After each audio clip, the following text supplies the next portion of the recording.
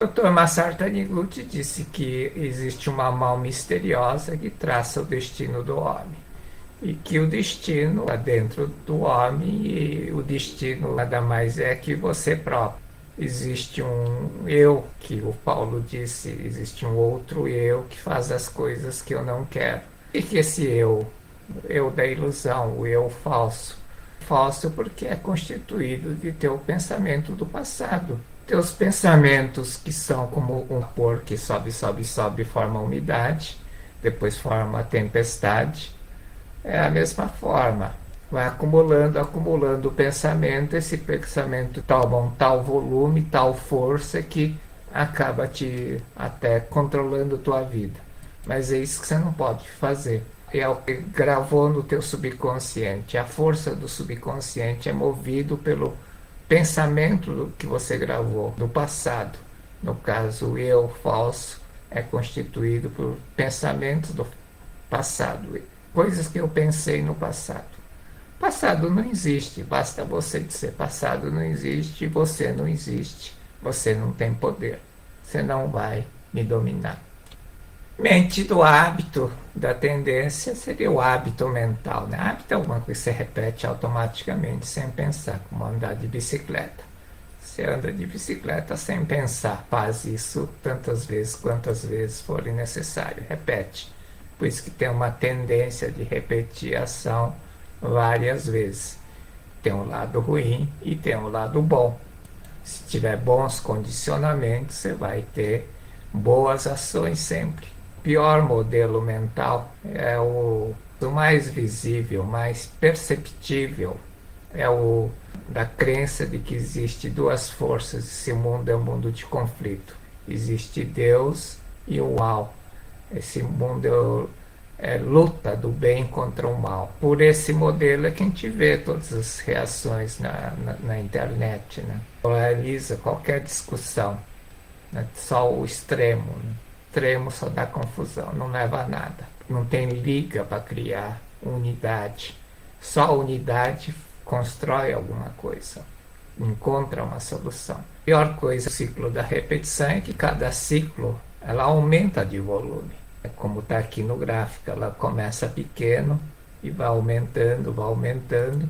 É uma espiral crescente, cresce, cresce, cresce. Né?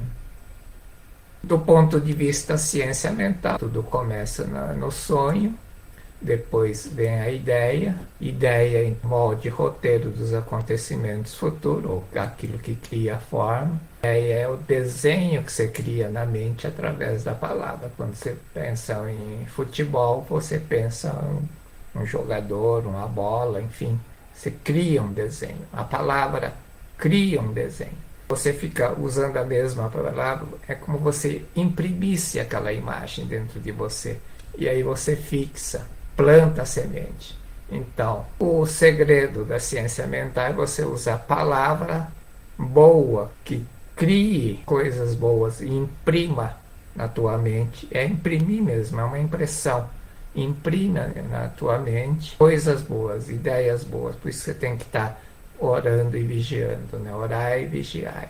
Não deixa o inimigo semear o joio. A forma existe enquanto a ideia existir. O princípio da ciência mental. O que acontece aqui, ela é fruto da ideia, a forma é criada pela ideia e também existe enquanto essa ideia existir. Então, se você tiver uma dívida aqui, teria que apagar a ideia da dívida aqui. Apagar é difícil.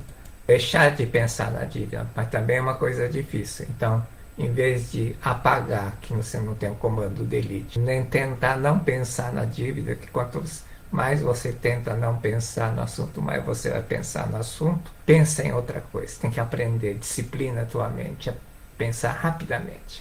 Aí eu, quando tem um pensamento negativo, eu treinei minha mente para fazer recitação. Soe Mankanzen, Soe Mankanzen, já contei isso no vídeo anterior.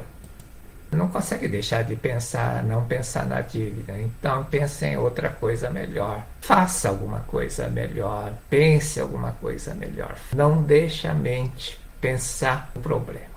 Tenta desfocar. E você tem que treinar isso. Tem que treinar, habituar a fazer isso. É a mente do hábito, ela faz no automático se você treinar a tua mente. Então não é nada complicado. Usa a mesma arma que gravou, semeou, teve uma ideia ruim para criar uma ideia melhor. Você não consegue desgravar, mas você consegue semear ideias novas boas. Quanto mais ideias novas você semear, as ideias antigas vão ficando para trás, uma hora acaba desaparecendo. As pessoas ingratas têm dentro de si a raiva, a inveja, reclama de tudo, estão sempre descontente, insatisfeita, ressentida. O que esse tipo de pessoa semeia? Felicidade ou infelicidade? Claro que vai semear infelicidade. Se usar a ciência mental, tem ingratidão. A ingratidão leva a ter ressentimento, raiva, inveja, insatisfação, reclamação. Começa reclamando, insatisfeito com coisinhas pequenas, depois vem habituando. Pode ver, essas pessoas reclamam de tudo, habituou a reclamar de tudo, habituou a ver o lado negativo de tudo, né? Só reclama, não consegue ver mais lado positivo, só reclama. Chega a um ponto que ninguém mais aguenta. Que pessoa chata, que pessoa nojenta, porque semeia infelicidade, colhe infelicidade. Isso repete, repete, repete. E a ingratidão é o desencadeador do ciclo da infelicidade. Vai repetindo, repetindo isso. Tem que mudar isso pela gratidão. Começa onde? Agradecendo teu pai e tua mãe. Mesmo que agradeça a Deus, se não consegue agradecer aos teus pais, não estás em conformidade com a vontade de Deus.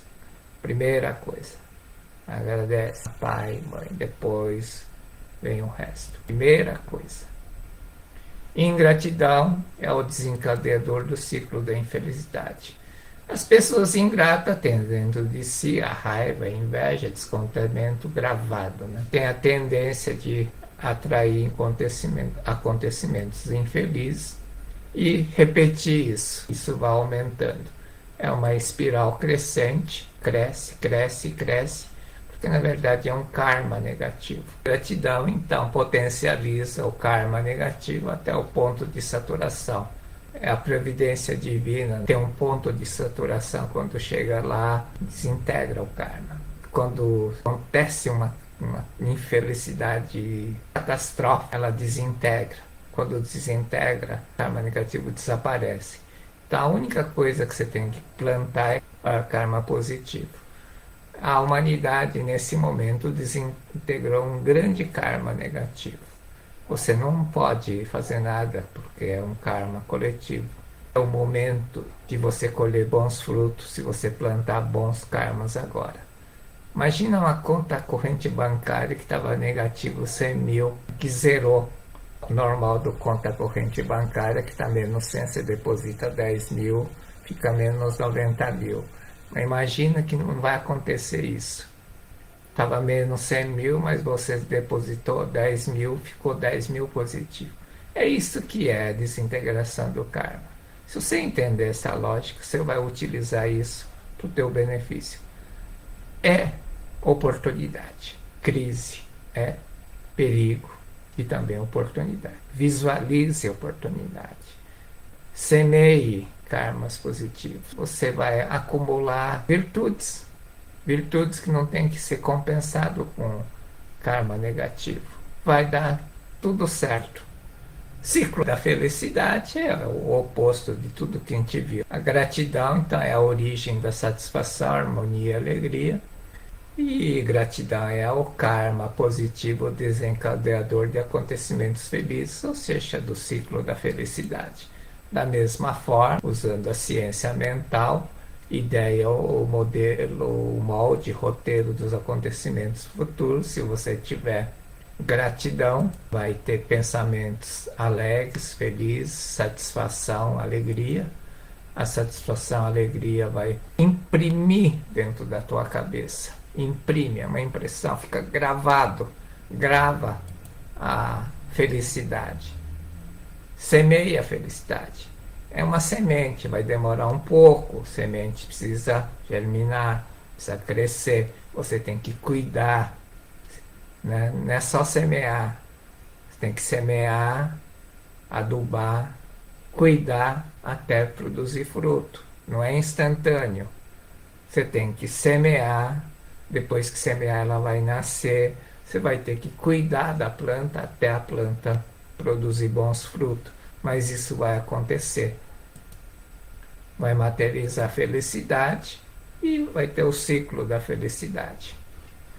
É uma pergunta muito comum, que as pessoas fazem, né? É possível aprender a agradecer? Sim. Basta repetir, repetir, repetir. Se você gravou a ingratidão pela repetição, você vai gravar a gratidão pela repetição também. Repete, repete, repete. Basicamente é repetir, muito obrigado, né? Primeiro você vai fazer mecanicamente. Eu já contei a história do Rafael, né, nos vídeos anteriores. Ele tinha uma revenda de veículo que não vendia nada.